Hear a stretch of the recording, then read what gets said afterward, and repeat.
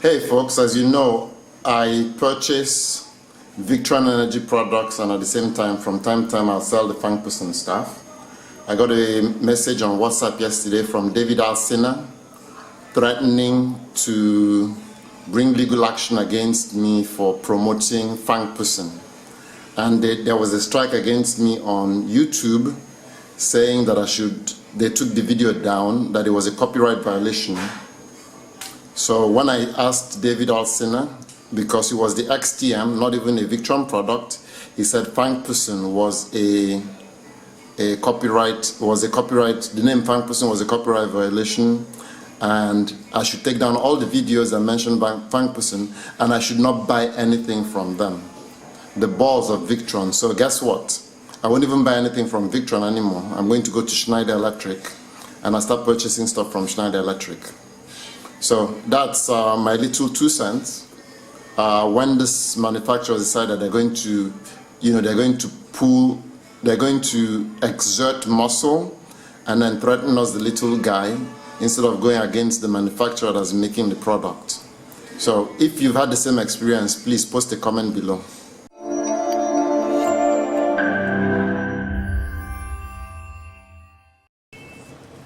Hello YouTube, this is Dr. Sola coming to you from Lagos, Nigeria. So finally, as I showed you yesterday or the day before, I finally quit on my lead acid batteries. I just couldn't get them to do what I wanted them to do. To break up the sulfation on this stuff required me pushing over 100 amps, and I don't have equipment that's capable of pushing out 100 amps continuous. So we lost this cell, and I'll show you the inside of this cell so you understand what I'm talking about. If you look there, you'll see some white. You see the white? Yeah, you see the white? That's what coats the plates of these batteries, and when it coats the plates of these batteries, it substantially reduces the capacity. What happens as you take your batteries through a charge and discharge cycle, the acid breaks up into, as it gets hot and as it boils or whatever it is it does, the water mixes with the acid, and then that reduces that's where you get that specific density thing. But what happens here is, because you're not charging it properly, it separates and the acid turns into these crystals, and those crystals form on the plates of your battery, hence reducing capacity.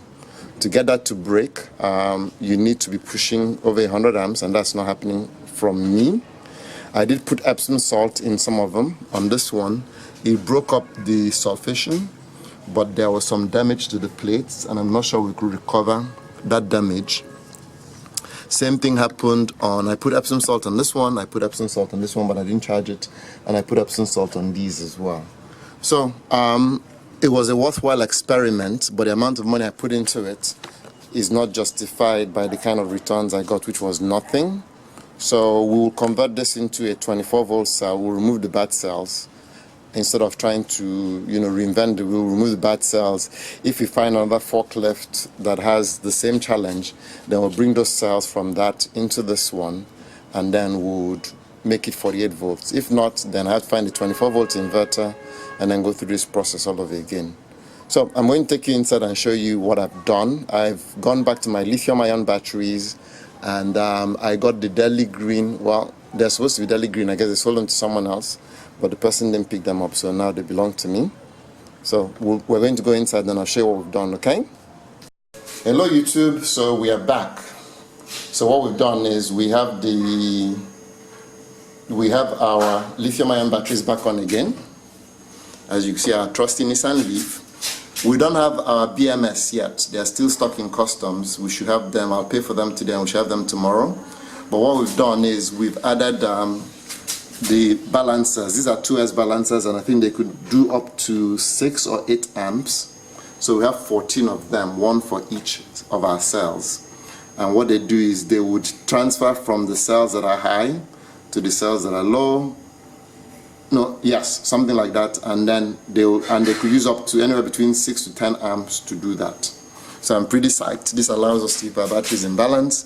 We've monitored, and they're somewhere between when we did it, they were between 3.8 and 3.9 volts each cell. So they were within 100, well, they were within 1 millivolt, I think, or point something millivolts of one another. So I'm pretty psyched. They do emit a little humming sound. We're going to screw this on. We're going to use screws to secure them so that they'll all be in order and we can watch the lights. This has been red, so if anybody knows why this is showing a little red, please post below so I can know. I only have 2 that are red. All the others are solid green and they've been red for a while.